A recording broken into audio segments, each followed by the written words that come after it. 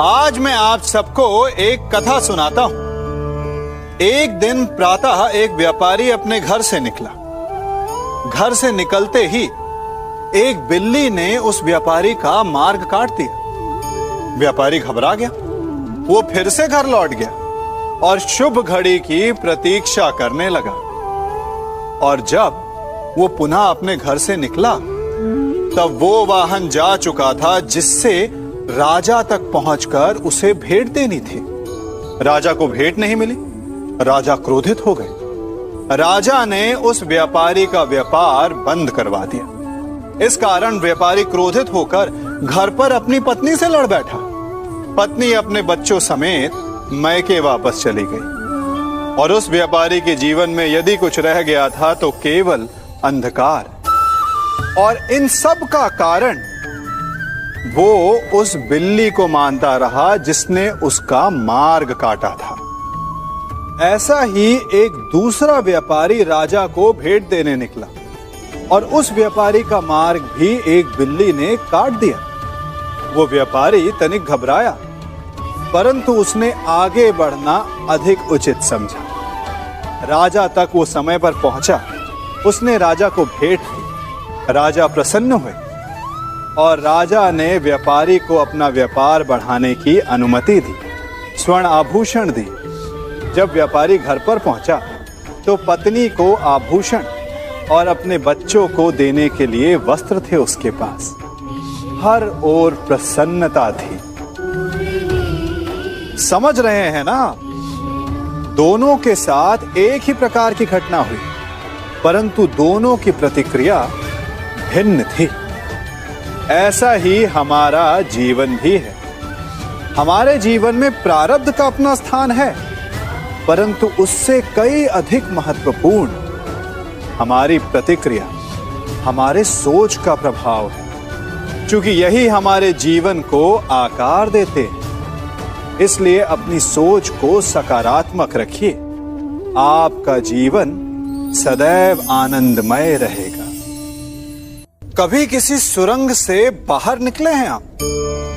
कैसा ना भूल पाने वाला अनुभव होता है ना? कितना भयावह अनुभव होता है। मानो हर पल ऐसा लग रहा होता है कि यदि इस सुरंग में बंद हो गए तो क्या होगा? कैसे निकलेंगे इस सुरंग से? सर्वत्र अंधकार होता है। परंतु यदि आप ध्यान से उस सुरंग के मुखाने पर देखें तो वहां सदा प्रकाश होता है और उस प्रकाश तक वही पहुंच पाता है जो सुरंग की छोर तक पहुंच पाए। और ऐसा ही हमारा जीवन भी है। इसी प्रकार कई बार हम स्वयं को निराशा की सुरंग में पाते हैं, जहां बाहर जाने का मार्ग नहीं सूझता। मानो जैसे जीवन आनंद सब समाप्त हो जाएगा। परंतु ऐसी परिस्थिति में ठीक उस सुरंग की भांति इस निराशा को समाप्त करने वाला आशा का प्रकाश उसे ही मिलता है जो निरंतर आगे बढ़ता रहे। यदि आपके जीवन में कभी भी निराशा आए, कोई भी समस्या आए, तो उसका समाधान है निरंतर प्रयत्न करते रहना। प्रयत्न करते रहिए, आपको सफलता अवश्य मिलेगी। हमारे जीवन में समय का बड़ा महत्व है ना? भोर होने पर जब पक्षी चहचहाते तब से लेकर संध्या होने तक और फिर से भोर होने तक हम सब क्या करते हैं? समय का अनुसरण ही तो करते हैं। कोई ये अनुसरण सूर्य घड़ी को देखकर करता है, कोई चंद्र घड़ी को देखकर करता है, तो कोई सूर्योदय के स्थान से लेकर सूर्यास्त के स्थान को देखकर करता है। परंतु इस चक्र को देखकर क्या हम उससे कुछ समझ पाते हैं? नहीं। जो ये देख सकता है वो जानता है कि समय किसी भी पल नहीं रुकता। वो एक क्षण के लिए नहीं ठहरता। वो निरंतर आगे बढ़ता रहता है। इसी कारण किसी भी घटना का प्रभाव समय पर नहीं पड़ता।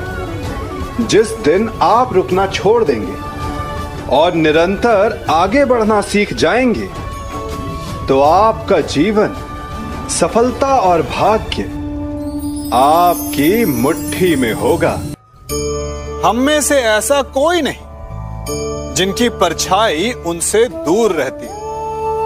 हमारी परछाई सदैव हमारे साथ रहती है। कदाचित हमारी परछाई हमारे कर्मों के फलों का संकेत है। कदाचित इसी कारण कई बार हमें अपनी परछाई से भय भी लगता है, परंतु इस भय से निवारण पाने का एक साधन अवश्य है। वो है सूर्य की ओर मुख करना या किसी प्रकाश के स्रोत की ओर मुख करना, क्योंकि तब हमें हमारी परछाई दिखाई नहीं देती। यदि इसे जीवन के संदर्भ में देखें तो ये प्रकाश का स्रोत शुभ कर्मों की चेतना है। यदि आपके मन में शुभ कर्म करने की इच्छा है तो आपको कभी भी अपने कर्मों के फल का भय नहीं होगा, क्योंकि यदि आपका मन शुद्ध होगा तो आपके कर्म शुद्ध होंगे और शुद्ध कर्मों का फल कभी अशुद्ध नहीं हो सकता। स्मरण और मरण, सुनने में दोनों शब्द एक जैसे प्रतीत होते हैं, परंतु अपने जीवन के प्रारंभ से स्मरण कीजिए तो सबसे पहले आपको किनका स्मरण होता है? उनका जिसने आपके जीवन को आनंद से भर दिया, प्रसन्नता के पलों से भर दिया, या उनका जिसने आपके जीवन को कष्टों से भर दिया?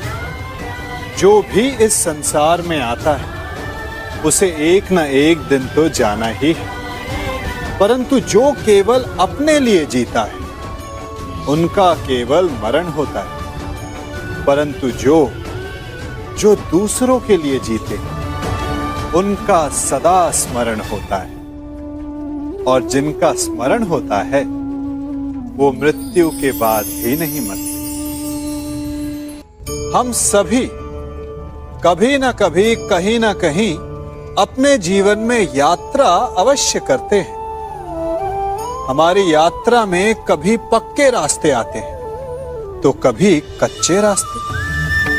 पक्के रास्ते मनुष्य बनाता है और कच्चे रास्ते जानते हैं कैसे बनते हैं? चलते चलते बन जाते हैं।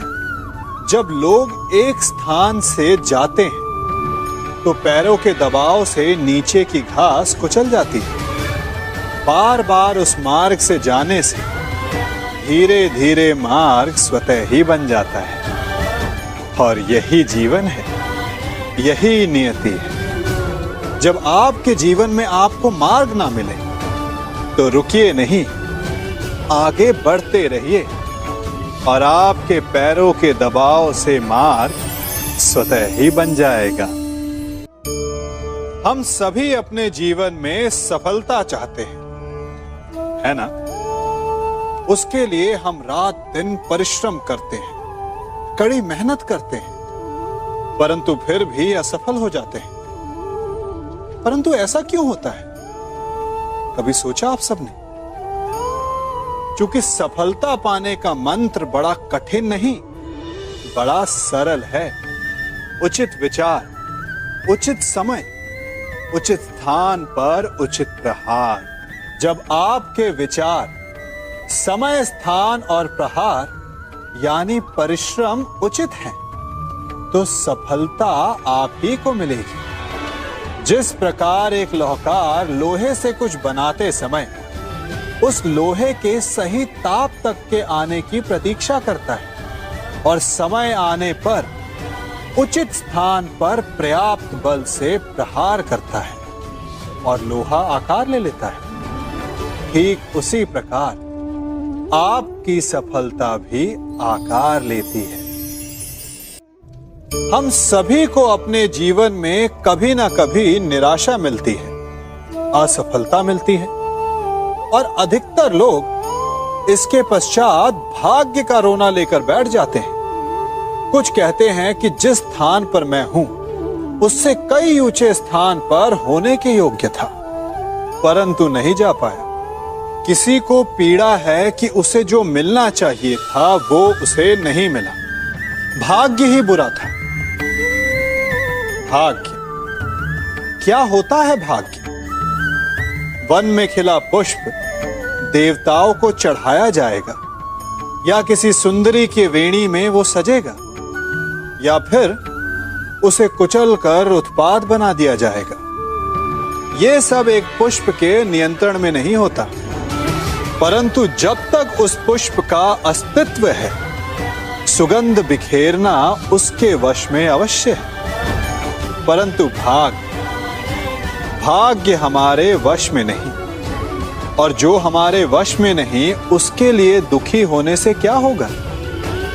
कर्म पर वश है, वो कीजिए और धीरे धीरे भाग्य आपके वश में आ जाएगा, क्योंकि कर्म ही प्रधान है।